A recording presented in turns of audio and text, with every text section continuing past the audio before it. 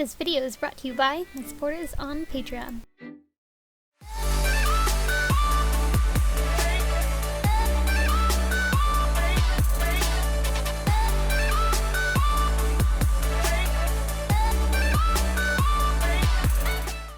Hey guys, I'm here with a video showing you how I made the belt piece, or like the belt buckle piece, for my Tyrande cosplay.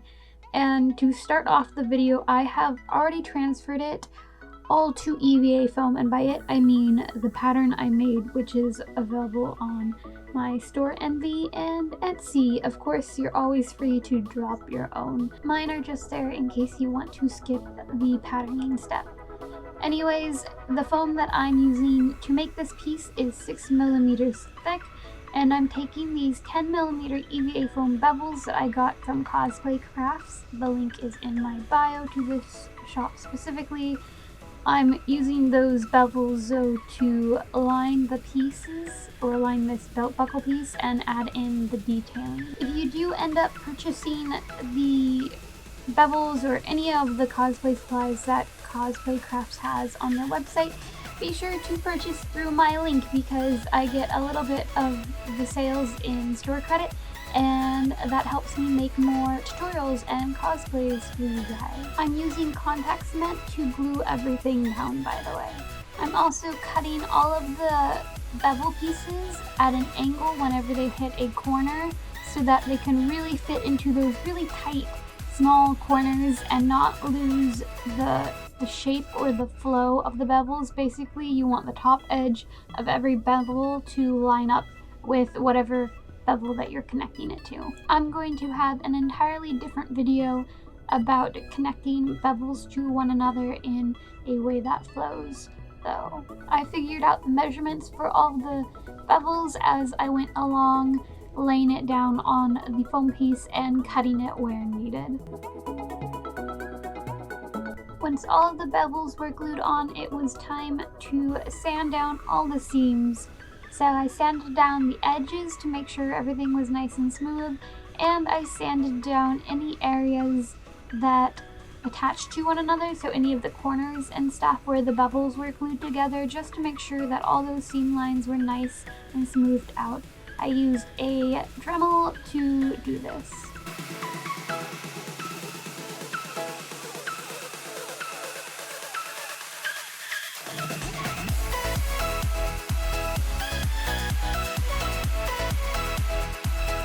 I then primed the piece with a few layers of wood glue, about 3 to 5 layers is good, and then coated it in this white primer spray paint that's also sandable, so I sanded that down to smooth out the seams even more, and then did one final coat or two of that to get everything fully opaque, nice and white looking. Since the base of her armor is white, I decided just to stick with this primer because that is what I had purchased, and I liked how opaquely, if that is a word, that the paint went on. Like, it wasn't super transparent and only took a couple layers, like I'm not even joking, 1 or 2 to get the white to be super opaque.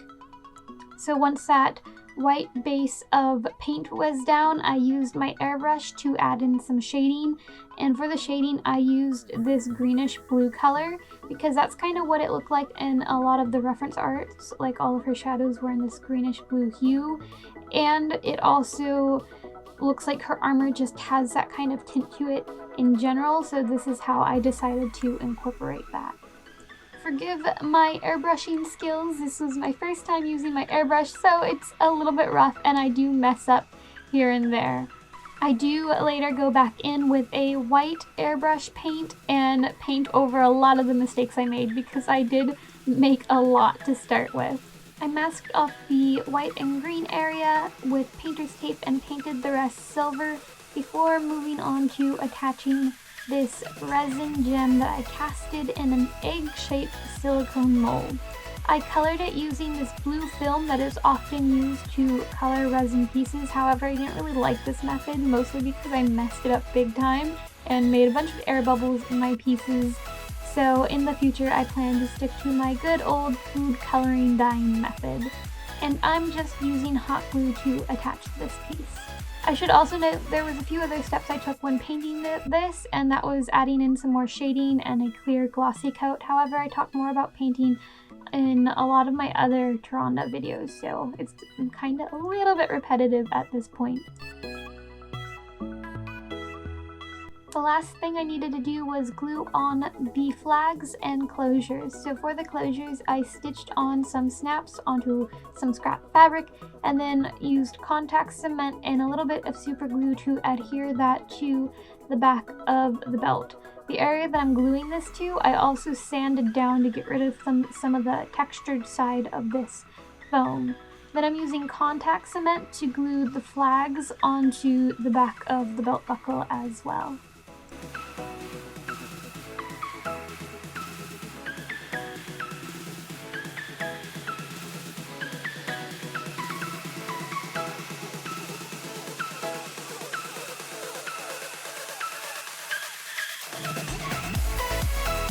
And that finishes up this video. I hope you guys liked watching this video and found it helpful. Thanks for watching, by the way.